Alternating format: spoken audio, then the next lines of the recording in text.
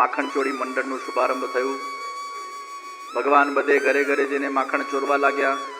બધી ગોપીઓ ભેગી થઈને યશોદાજીને કમ્પ્લેન કરવા આવી અને યશોદાજીને કહેવા લાગી, હે યશોદા મૈયા, તમારું બાળક અમારા ઘરે આવે છે અને સમયે વાછડાઓને છોડી દે છે. વાછડાઓ ગાયનું બધું દૂધ પી જાય છે, પછી અમારા છોકરાઓ ભૂખ્યા રહે છે. બીજી ગોપી કે છે, એકવાર તમારું બાળક અમારા ઘરે આવ્યું અને અમને કહેવા લાગ્યો કે અમારા ત્યાં નંદમહેલના અંદર બધા સંતોની જમાત આવી છે, તમારા ત્યાં આટલા બધા માંગલિક પ્રસંગના ઉપલક્ષમાં બધા પકવાનો બન્યા છે ને, તો મને આપી દો તો હું આ નંદમહેલમાં બધા સંતોને જમાડું, તો તમારો માંગલિક પ્રસંગ પણ સંત ભોજનથી શોભાયમાન થઈ જશે. અમે તો એને બધા પકવાન આપી દીધા. અમે એને કીધું અમે દર્શન કરવા આવીએ છીએ. અને પછી થોડીક વાર પછી અમે દર્શન કરવા આવ્યા તો રસ્તામાં 50-100 બાળક મિત્રો સાથે પોતે બધા પકવાન ખાતો હતો. મેં કીધું પેલા સંતો ક્યાં છે?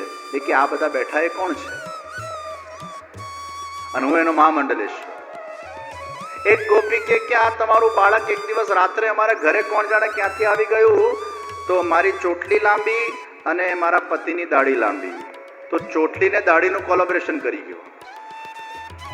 સવારે અમે ઉઠ્યા તો એની દાઢી ખેંચાય, મારી ચોટલી ખેંચાય. અમે બંને એકબીજાને કે કરતે, તુમ ક્યાં કરતે હો, તુમ ક્યાં કરતે હો, તુમ ક્યાં કરતે હો, તુમ ક્યાં કરતે. ઝઘડો થઈ ગયો અમારા વચ્ચે. પછી જયારે દીપક જલાવ્યું ત્યારે ખબર પડી આ તો ચોટલી દાઢી ભેગી થઈ ગઈ. અરે આ તમારું બાળક અમારા ઉપર માટલીમાં માખણ મૂકેલું હોય છે, એને પણ ફોડી કાઢે છે, એને ખાઈ જાય છે. ચલો પોતે ખાય વાંધો નહીં, મકડાઓને લાવે, વાંદરાઓને લાવે, બાલ મિત્રોને લાવે, આખું અમારું ઘર ગંદુ કરી નાખે. એ મૈયા કુછ કરો.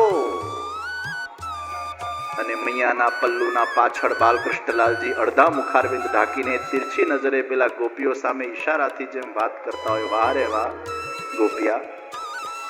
અને પાછા એ ગોપીઓ પ્રભુના દર્શન કરતી જાય. उल्हाना देना वो तो एक केवल एक कारण है, बहाना है. उनको तो नंद महल में दर्शन करने थे. पाછી વહુઓ છે ને બધી સાસુને કે પોતે દર્શન કરવા હોય. એ જમાનાની સાસુ પાછી સ્ટ્રીક, એમ તેમ કઈ વહુઓથી જવાય નહીં. વારંવાર નંદ મહેલ જાય તો સાસુ રોકે, ઘડી ઘડી શું છે. એટલે વહુઓ શું કે, પેલો નંદનો છોરો છે ને બહુ ઉધમ કરે છે સાસુમાં, હવે જરા યશોદાને કેવું પડશે આપણે. એટલે સાસુ એમ કે હું મારા લેવલથી કહું સારું ના લાગે, તમે લોકો કહી આવો ને તો ચાલે. અને વહુઓ કે અમારે એ જ તો જોઈતું હતું કે અમે આ ફરિયાદ કરવા જઈએ અને ફરિયાદના બહાનામાં અમને શ્યામ સુંદરના દર્શન થઈ જાય. યશોદાજી આ બધી કમ્પ્લેન સાંભળે છે પણ કે પ્રમાણ આપો. એક પ્રભાવતી કરીને ગોપી હતી, એને કીધું હું પ્રમાણ આપીશ. લાલા એને ઈશારાથી કીધું તારા ઘરે હું આવીશ જ, હું પણ જોઉં છું તું મને કેવી રીતે પકડે છે. પ્રભાવતીના ઘરે પ્રભુ પધાર્યા છે અને બધા સખા મંડળીઓ સાથે પધાર્યા.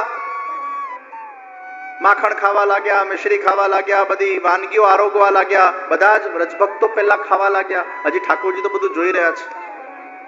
પ્રભાવતી વિચાર કરે મુખ્ય માણસ આવે ત્યારે એને પકડું ને, આ તો બધા વ્રજભક્તો ખાઈ રહ્યા છે. અને છેલ્લે પ્રભુ પધારે और सब आरोगने लगे. पहले तो अभी उसको पकड़ो रंगे हाथ, पर फिर लगा नहीं नहीं पहले इनको आरोगने दो, प्रेम से आरोगने दो.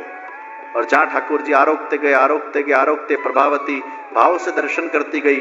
और फिर एकदम વીજળી જેમ ચમકી એમ પ્રભાવતી ચમકી અને આમ પકડ્યો હાથ. હવે પકડાયો રંગે હાથ. મોઢા પર માખણ, ગાલમાં માખણ, વાડમાં માખણ, આખો માખણથી ખરડાયેલા ઠાકોરજીને લઈને પ્રભાવતી ચાલતી નીકળી રસ્તા પર. પ્રભાવતીના છોકરાઓ, બાલ મિત્રો બધા જ પાછળ પાછળ આખી શોભાયાત્રા થઈ ગઈ. અને દૂરથી જોયું નંદરાયજી આવે છે. એટલે એ જમાનામાં પેલું માથું ઢાંકતા, એટલે પ્રભાવતીનું માથું ઢાંકેલું નહોતું, એટલે માથું ઢાંકવા માટે એક 5 સેકન્ડ માટે હાથ છોડ્યો અને લાલાએ હાથ એના દીકરાને થમાઈ દીધો. यशोदा जी पासे जईने के छे देखो मैं आज इसको रंगे हाथ पकड़ के लाई हूं. यशोदा जी जोर जोर थी हसवा लाग्या. अरे प्रभावती आ तो तारो चेलकू छे. और लाला पीछे से जाकर यशोदा जी के पल्लू में जाकर छुप गए और कहने लगे मैया मैं आपको कहूं ना, आ लोकोना छोकरा धमाल करे छे, नाम मारू दे छे. प्रभावती एना दीकराने जे लबड़ धक्के लीधो, ठोक्यो एने. तुम मिली भगत करते हो इसके साथ, तुम बोले क्यों नहीं, तुम्हारा हाथ उसने थमाया तो. માં મારાથી બોલાય નહીં, કારણ કે મને બધે માખણ ખાવા લઈ જાય છે, એના સાથે બગાડીને મારે ક્યાં જવું. માખણ ચોરી લીલાને પ્રણામ કરીએ. પ્રભુને માખણ બહુ પ્રિય છે, નવનીત પ્રિય. આપણું જે માખણ જેવું હૃદય છે એ પ્રભુને અત્યંત પ્રિય છે. એટલે હૃદય માખણના જેમ કોમળ રાખજો. ભગવાનની ગોકુલમાં આ બધી બાલ લીલાઓ ચાલી રહી છે. એકવાર ભગવાને માટી ખાધી, પછી સખા મિત્રોને થયું કે આ માટી ખાય તે ખોટું.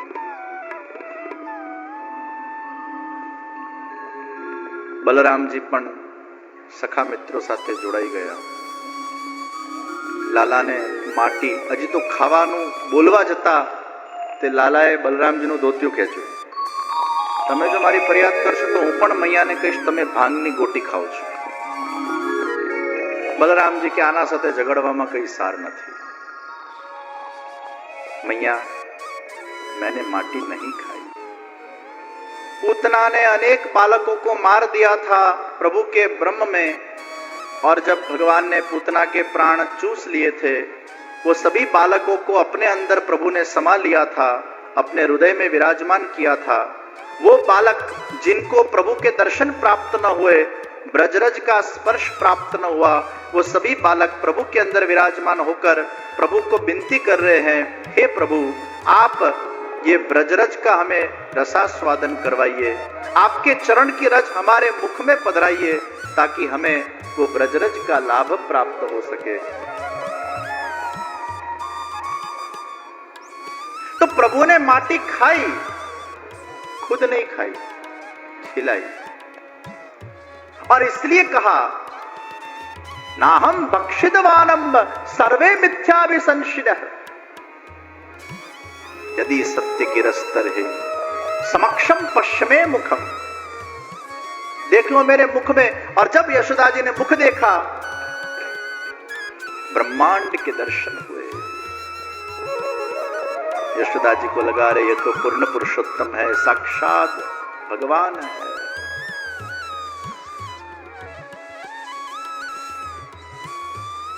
प्रभु को लगा इनको कहां पता चल गया मैं भगवान हूं. वैष्णवी माया को बुलाया, वैष्णवी माया को लगाया और पुनः बाल भाव से प्रभु की सेवा कर. ये बाल लीलाओं के माध्यम से चित्त में कायिक, वाचिक और मानसिक निरोध प्रभु ने प्रकट किया. गोकुळमाथी श्याम सुंदर सर्वना साथे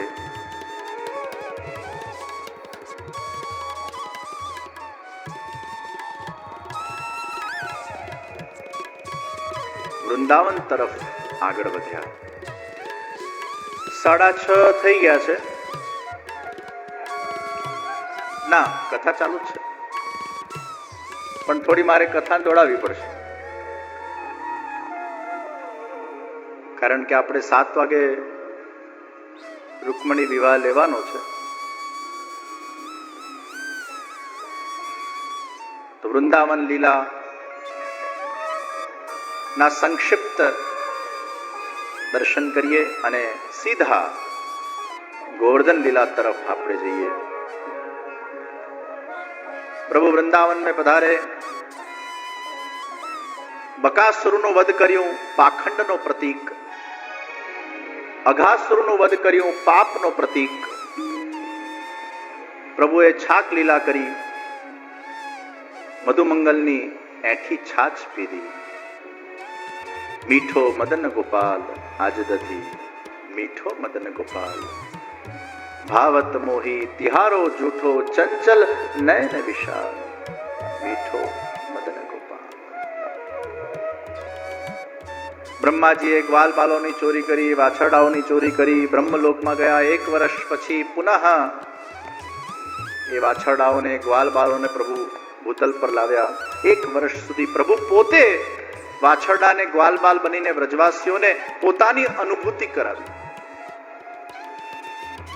પ્રભુએ ગૌચારણ કર્યું. ગોપાષ્ટમીના દિવસે ગાયોનું પૂજન કરવામાં આવ્યું और ઠાકોરજી ગૈયા ચરાને લગે. ગાય પ્રભુને બહુ વાલી છે એટલે પ્રભુનું નામ ગોવિંદ છે. જે ગાયની રક્ષા કરે, જે ગાયનું સંવર્ધન કરે, જે ગાયનું પોષણ કરે એ પ્રભુને અત્યંત પ્રિય થઈ જાય છે. ગાયની સેવા કરવાથી અનેક પ્રકારના આપણા દોષોમાંથી, પાપોમાંથી નિવૃત્તિ થતી હોય છે. ગૌ સેવા કા એક વિશેષ પ્રાધાન્ય है. અને ગાયનું દૂધ એ બુદ્ધિ માટે ખૂબ સારું, શરીર માટે ખૂબ સારું, કેટલાય રોગોની દવા છે. પણ યાદ રાખજો, કઈ ગાયનું દૂધ? દેશી ગાય, જર્સી ગાય નહીં. પીઠ ઉપર જે ખૂપ હોય છે એ દેશી ગાય. એમાંથી સૂર્ય કેતુ નાડી જાય છે. એટલે સૂર્યની જે કિરણો છે એ કિરણો આખી સોલર એનર્જીને ગાય એબ્સોર્બ કરે છે. એટલે ગાયના દૂધમાં થોડુંક પીળાશ, સોલર એનર્જી, તેજ અને સુવર્ણના અંશ પણ પ્રાપ્ત થયા છે. પણ જે ખૂટ વગરની જે ગાયો છે, ફ્લેટ, એ જર્સી છે. એનું દૂધ ઓક્સિડન્ટ છે અને દેશી ગાયનું દૂધ એન્ટીઓક્સિડન્ટ છે. તો ગાયનું દૂધ પ્રભુએ ગૌચારણ કર્યું અને ગાયો ચરાવીને પ્રભુ પાછા પધારે. સંધ્યાનો સમય થાય. વ્રજના રજકન ઉડીને પ્રભુના મુખ ઉપર આમ ચમકેલા રે. અસંખ્ય ગાયોના વચ્ચે પ્રભુ પધારતા હોય અને મનમોહક પ્રભુની એ છવી. અધરમ મધુરમ વદનમ મધુરમ નયનમ મધુરમ મસિતમ મધુરમ હૃદયમ મધુરમ ગમનમ મધુરમ મધુરાધિપતે રખિલમ મધુરમ. પછી યશોદા મૈયા આરતી કરે, સંધ્યા આરતી. અને એટલે નજર ઉતારવાના ભાવથી પુષ્ટિ માર્ગમાં આરતી કરવામાં આવે છે. એટલે નજર એકવાર ઉતરી જાય પછી પાછી ન લેવાય. એટલે આપણે પુષ્ટિ માર્ગની હવેલીઓમાં આરતી લેતા નથી. નજર ઉતારવાનો ભાવ છે. યશોદા મૈયા નજર ઉતારે. प्रभु ने गौचारण किया, धेनुकासुर का वध किया, कालिया नाग का प्रभु ने मर्दन किया. इंद्रियोने मारवानी नहीं, इंद्रियोने नाथवानी छे. અને એટલે જ કાલિયા નાગને માર્યો નથી પણ નાથ્યો છે. ઇન્દ્રિયોમાં ભરાયેલું જે લૌકિક વિષ છે એ વિષને કાઢવાનું છે. જેમ જેમ આપણી ઇન્દ્રિયો પ્રભુ ભક્તિમાં, પ્રભુ ભજનમાં, પ્રભુ સ્મરણના અંદર જોડાતી જશે અને જેમ જેમ પ્રભુ કાર્યમાં એને રસ વધતો જશે તેમ તેમ બધા વિકારો એનામાંથી દૂર થતા જશે. પ્રભુએ સુંદર વેણુ વગાડી છે. ગોપીઓએ વેણુ ગીત ગાયું છે.